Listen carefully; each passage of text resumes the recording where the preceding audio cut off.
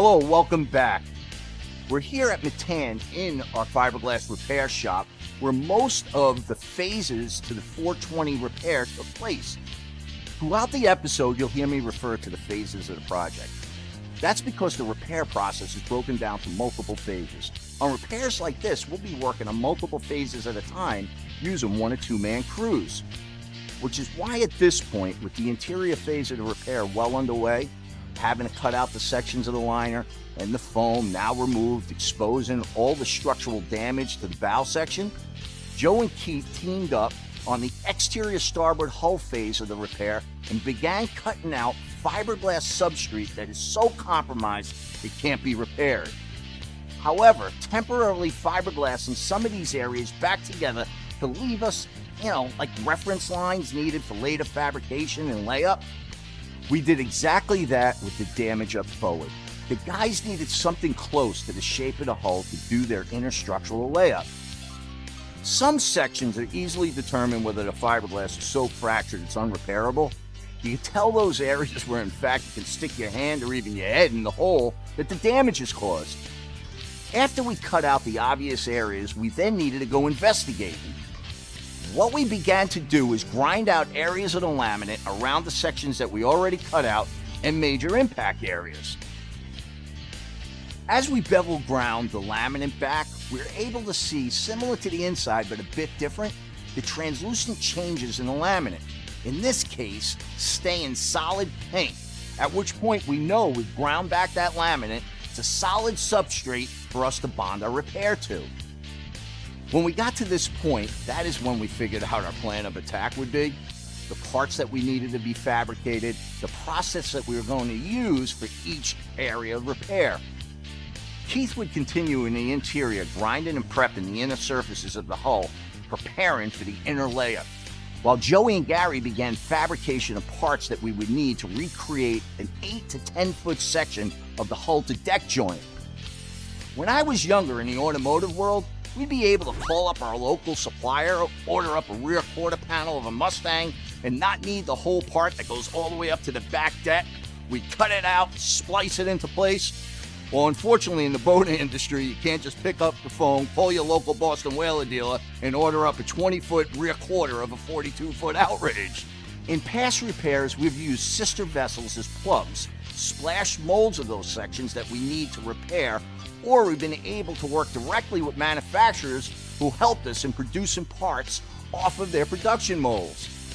With Boston Whaler, they weren't as accommodating, as I completely understand that it would have disrupted their already busy production schedule. In order for us to make new fiberglass parts that are exactly matching to the area that we were replacing, we needed to find, or should I say salvage, any sections of both the hull flange and the deck flange. Sometimes, like on this Grady White repair, we're able to use the opposite side of the boat as a plug to make a mold. In this case, we then flipped the part 180 degrees, cut the cleat detail off, relocate it to the other side, and then we had a part that was the exact replica of the section that we cut out. On the 42 Outrage, we could not do that for a number of reasons. First of which, we couldn't get a full mold of the hull flange, because that was in back of the deck flange. Then, on the deck flange, the entire top of the flange tapered as the boat continued up, which made flipping at 180 degrees not an option.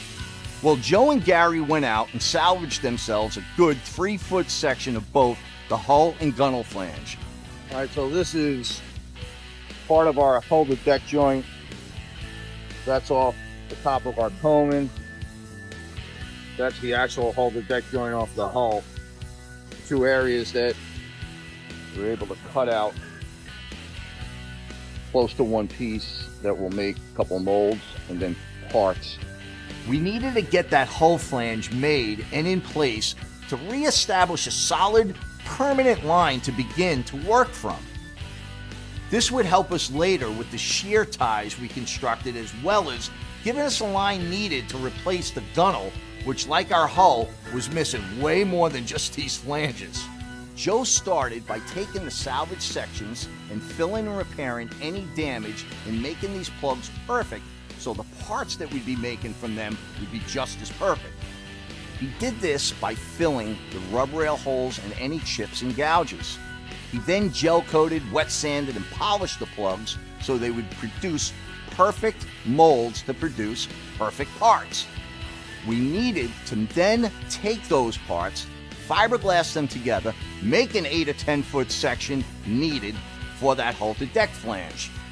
A few days before Joe started to make these replacement parts, he and Keith got together to get that inner hull layup done.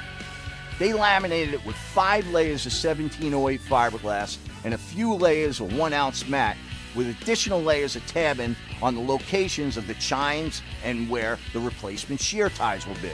Joe went back to making the flange parts, giving Keith the opportunity to prep grind fiberglass parts on the inner liner. Joe joined Keith again and began glassing the first inner liner back into place. They laminated several layers of 1708 tabbing to the backside of the panels. Keith bevel ground the outside of the joints in preparation of laminating multiple layers of paper cut 1708 tabbing strips. Unfortunately, just when you think we have all the fiberglass work completed on the inner liner, I needed Keith to cut 2 access holes to inject the voided area between our skins with closed cell flotation foam. He then sanded flush the foam, installed and fiberglassed the panels back in place, and man, did he do his fair share of fairing and bodywork. Utilizing multiple crews, shifting our focus 100% to the exterior starboard hull, join us next time as we fill in this huge missing section of the hull and you see Scotty Van Boezelstein pull off some of the most amazing detailed bodywork as he takes us back to old school and recreates 3-4 different hull lines coming in like at 3 or 4 different angles. It's truly amazing to see. Well, folks, that's it for episode 1. I'm Mike Borelli. Join us on the next episode of Making It Metan. If you like this segment, click right here. If you like this segment and you want to watch the whole episode, click right here.